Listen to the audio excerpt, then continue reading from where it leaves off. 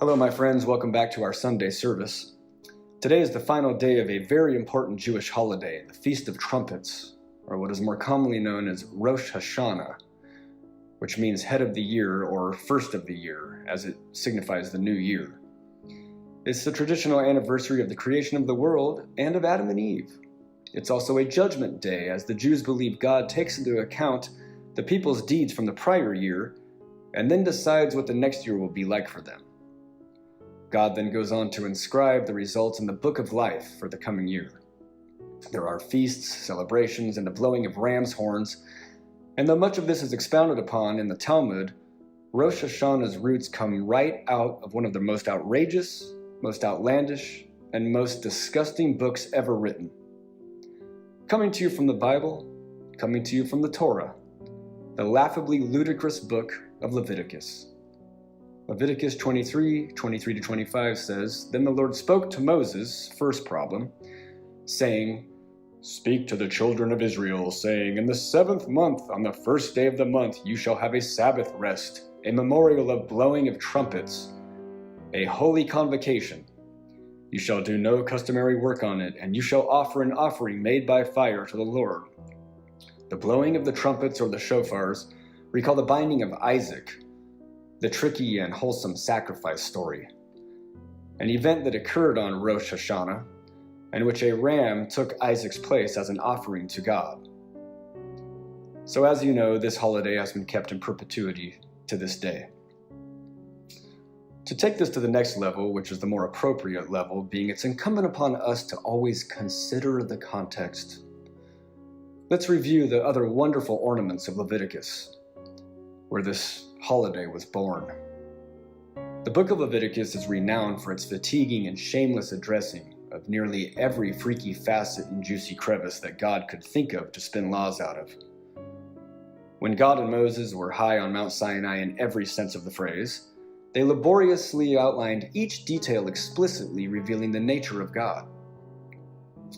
Loaded and brimful with his direct commands regarding sex, blood, semen, testicles, menstruation, deformities, disabilities, animal sacrifice, a variety of burning at the stake, yeast, odors, bestiality, mold, skin diseases, secretions, rules of split hoofs, stoning, execution of evildoers, the execution of anyone who blasphemes the name of God, fierce punishment for those who break the Sabbath, which calls for death in Exodus, the execution of dishonorable children and homosexuals, the banning of pork and shellfish, tattoos, haircuts, and the mixing of fabrics, and the list goes on a lot.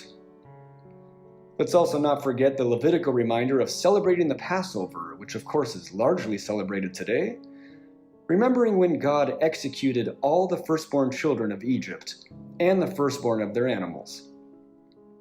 In matters of disobedience, or disobeying any of the laws God has prescribed, we're granted the equally important threats of tumultuous, tyrannical terror from above, such as the eating of your own children if they haven't already been abducted by wild animals. "And if ye will not for all this hearken unto me, but walk contrary unto me, then I will walk contrary unto you also in fury. And I, even I, will chastise you 7 times for your sins. And ye shall eat the flesh of your sons, and the flesh of your daughters shall ye eat."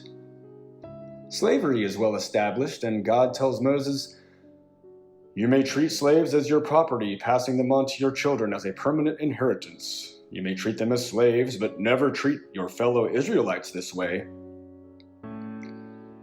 There are plenty of other wild obscenities and oddities, such as do not breed 2 kinds of cattle, do not sow a field of yours with 2 different kinds of seed. You can find plenty of this and more in my book, The Holy Shit of the Bible, link on the profile page.